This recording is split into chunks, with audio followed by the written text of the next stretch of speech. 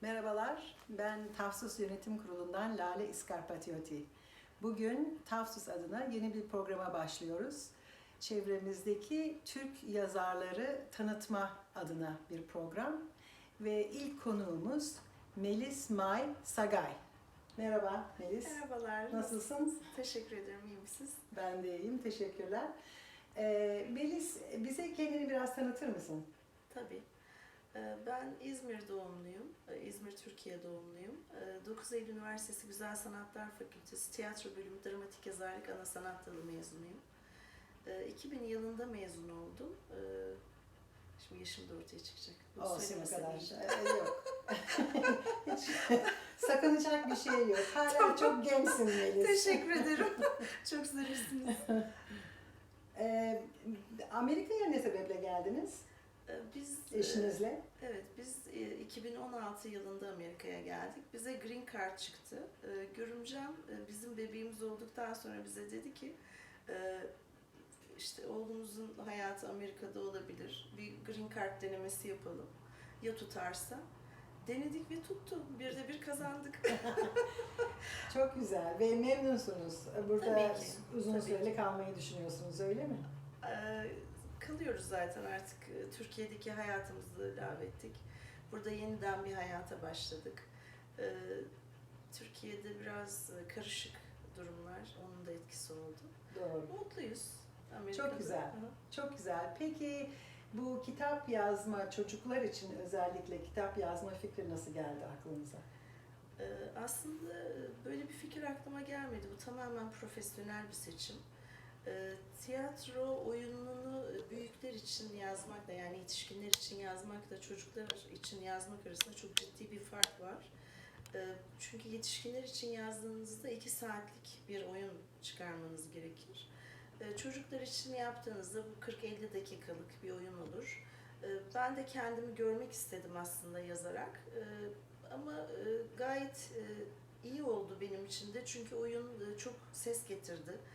Türkiye'de devlet tiyatrosu repertuarına, İstanbul Şehir Tiyatrosu repertuarına girdi. Yani bir anlamda benim mesleki olarak kendimi ispat etmemi sağladı bu oyun. Ama Amerika'ya geldikten sonra bu oyun tekrar nasıl ortaya çıktı derseniz, Amerika'daki hayat çok hızlı. Küçük de bir oğlumuz var. Onun hayatı bizden daha da hızlı. Sürekli aktivasyondan aktivasyona koşuyor. Ama ben kendimi çok yalnız hissettim. Bir şeyler yapmak istedim. Dedim ki bu oyunu niçin seriye çevirmiyorum? 13 bölümlük bir seriye çevirdim bu oyunu. Şu an Amazon'da satışta olan ilk kitabımız birinci bölüm, yani o repertuarda olan oyun. İkinci kitabımız da hazır. Bu arada kitaplarımız İngilizce ve Fransızca yazıyoruz. Ama tabii ki ben Türk bir yazar olduğum için öncelikle Türkçe yazıyorum. Ondan sonra Fransızca'ya ve İngilizce'ye çeviriyorum. Çevirirken bazı zorluklarla karşılaşıyorum. Bazen birebir karşılıkları bulamıyoruz İngilizceye ya da Fransızcaya çevirirken. Ama sonuçta uğraşarak bir şeyler yapıyoruz. Öyle söyleyeyim. Peki bu seri olarak yazdığınız için hem okullarda bir müsamere olarak yapılabilir hem de televizyonda da olabilir, değil mi? Bir seri, çocuk serisi olarak. Aynen, aynen. Çok çok güzel. Aynen. Peki karakterlerinizi, konularınızı nasıl seçiyorsunuz? Vermek istediğiniz bir mesaj var mı? Şimdi konumuz çocuklar olduğu için ben açıkçası çocuklar için bir şey yazıldığında evrensel olması taraftarıyım. Yani dünyanın herhangi bir yerinden bir çocuk aynı şeyleri hissederek okuyabilmeli. Ben böyle düşünüyorum, ama tabii ki farklı düşünceler de olabilir. Onları da saygıyla karşılıyorum. Bizim oyunumuz Kayıp Şehir Atlantis'te geçiyor. Aslında 2 tane evren var. Biri bu dünyadaki bir çocuğun yatak odası. Diğeri de Atlantis'teki bir kız. Bu kızımız gelecekte deniz kızına dönüşecek. Şu an deniz kızı değil. Yapması gereken görevler var. Yani bu fantastik bir hikaye. Animasyon filmlere çok uygun bir hikaye. Zaten hayallerim benim bu oyunun gelecekte animasyon filminin çekilmesi. O yüzden 13 bölüm olarak tasarladım. Her bölüm farklı bir hikayeyi anlatıyor. İlk bölüm Bana Bir Masal Anlat.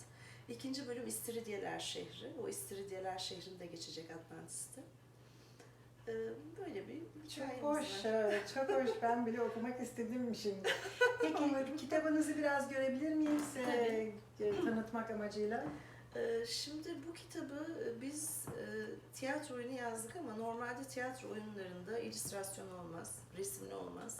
Ama biz Amerika ve dünya okuyucusuna ulaşabilmek için bazı resimler çizdirdik. Çünkü pazara giremezdik. Yani hiç kimse çocuğuna bir tiyatro kitabı alayım da çocuğum okusun demez. Resimsizse. Evet, resimsizse hiç demez. Evet. Amacımız burada hem tiyatro sanatını insanlara anlatmak hem de çocukları tiyatroyla buluşturmak. Yani aslında bir yol açmak istiyoruz. Ayrıyeten şöyle bir şey daha var. Yabancı dil öğrenmek isteyen insanlar için tiyatro metinleri çok Daha kolay. doğru seçimlerdir. Tamamen diyaloglarla geliştiği için çok daha hızlı yabancı dil öğrenebilirsiniz. Evet, Öyle. düşünüyorum da biz çocukken bir yıl film çevirirdik. Böyle bu şimdiki gibi cep telefonları, Arkası bilgisayarlar, yarınlar oyunlar. vardı. Evet, kendi kendimize bir takım Türkiye'de. filmler icat Tabii. ederdik. Evet. Bu kitapla çocukların da hani o hayal gücü, o Tabii ki, yönde tabii ki. bir düşünmeleri Aynen. sağlanabilir. Çok güzel. Aynen. Peki siz bunun aynı zamanda profesyoneller için de bir versiyonunu hazırladınız. Onu da bir Evet. görebilir miyiz? Bunu Amerika'da okullarda, okul tiyatroları çok yaygın. Her okulun bir okul tiyatrosu var. Bunu tiyatroyla profesyonel olarak uğraşan ya da uğraşmak isteyen çocuklar için ya da amatör tiyatrolar için yaptık. Ama tabii bunun içindeki resimler yok da daha profesyonel. Yani oyunun nasıl sahnelenmesi gerektiği, işte karakterlerin böyle eskizleri, nasıl olması gerektiği, kostümlerinin. Ondan sonra kreatif ve kas timleri için işte isim boşlukları gibi böyle atraksiyonlar var. Bir çalışma kitabı gibi. Aynen. Tiyatroyu aynen, sahneye evet, koymak aynen. isteyen birisi için. Aynen. Çok güzel. Hatta burada biz normal size budur. Yani tiyatroda bir oyun provası alıyorsanız bu size'da kullanırsınız. Biz bu size'da bakın şurada boşluklar bile bıraktık notları alabilmeleri için. Anlıyorum. O satırları bile ona göre yaptık. Yani tamamen profesyonel bir kitaptır. Anlıyorum. Bir de küçük Evet. çocuklar için bir versiyonu var galiba. Evet, şimdi en büyük problemimiz kardeşler arasında o senin ya da benim kavgasıdır. Onu daha doğrusu okumayı bilmeyen çocuklar için onu yok etmek adına böyle bir coloring ve activity book yaptık. Bu da okumayı bilmeyen kardeşlerin işte kendini eğlendirmesi, karakterleri böyle eskizleri boyayabilmesi, Atlantis'in dünyasına girebilmesi için. Çok hoş, çok çok güzel. Peki ilgilenenler bu kitapları nerede bulabilirler? Şu an tüm kitaplarımız Amazon'da satışta. Ama zaman içinde farklı satış kanallarına da girmeyi planlıyoruz. Ama şu an Amazon'da hepsine ulaşabilirler. Anlıyorum. Bir de bana daha evvel enteresan bir şey söylediniz. Bu kitapları yazdıktan sonra bir çocuk psikologu bunları kontrol etti demiştiniz. Bunu da Evet. biraz anlatır mısınız? Çok Tabii, enteresan tabii. geldi bana. Şimdi burada iki farklı dünya var. Biri bizim dünyamız, biri de Atlantis'in dünyası. Ve bunların arasında sürekli bir bağlantı var. Bu bağlantıyı da biz simultane sahne tekniğiyle yapıyoruz. Şimdi Atlantis'teki kızın annesini ben ilk yazdığımda öldürmüştüm. Oo. Sonra psikolog arkadaşıma okuttum.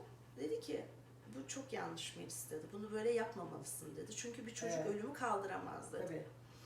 İyi tamam dedim ben de. Tabii ben o zaman çocuğum yoktu bu oyunu yazdığımda. Anneyi kayboldu yaptık. Şimdi gelecek bölümlerde, kitabın gelecek bölümlerinde anne tekrar geri Çıkacak dönecek. ortaya. Evet, Ay neyse. geri dönecek evet.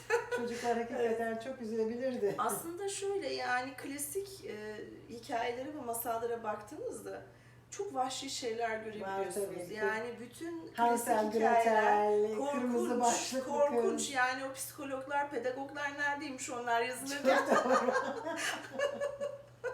Evet. Ama en azından bizim kitap, buradaki Aynen kitap bizimkisi emniyetli, evet, kontrollü bir sorunsuz. şekilde gidiyoruz aynen. Evet, çok güzel. Aynen.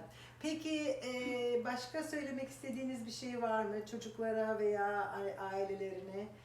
bu kitaplar hakkında hani biraz reklamını yapmak ister misiniz? Yani herkesin kitabımızı okumasını istiyoruz öncelikle. Hem birbirimize destek olması açısından Turkish Community olarak hem de gerçekten çocuklar tiyatro metni okumadan üniversiteye gidiyorlar, okul bitiriyorlar. Yani tiyatrodan, sanattan çok uzaklar. Bu sadece bir kitap değil, tiyatro sanatını da sevmeleri için bir basamak aslında. Çok doğru. O açıdan çok doğru bir tercih olacağını düşünüyorum. Ayrıca psikolog onaylı. Tabii biz psikolog onaylı olduğunu bu kitapta belirtmedik. Çünkü bu tamamen benim şahsi ilişkilerimle yaptığım bir şeydi. Arkadaşımdan rica ettim, o yapmıştı. Böyle bir onay yok tabii kitabın içinde. Öyle bir onay aranmaz. Tabii garantili değil hiçbir şey. Garantili aslında. Yani birebir lisansı olan bir arkadaşımız bunu onayladı. Ama resmi olarak onay yok üzerinde, onu Tabii canım, belirteyim. tabii. Hiç hangi kitapta var ki? Evet. Evet. Peki, çok teşekkürler Melis. Ben size teşekkür ederim. Bol şans, iyi Teşekkürler. çalışmalar. Sağ olun. Tekrar görüşmek üzere. Görüşmek üzere. Hoşça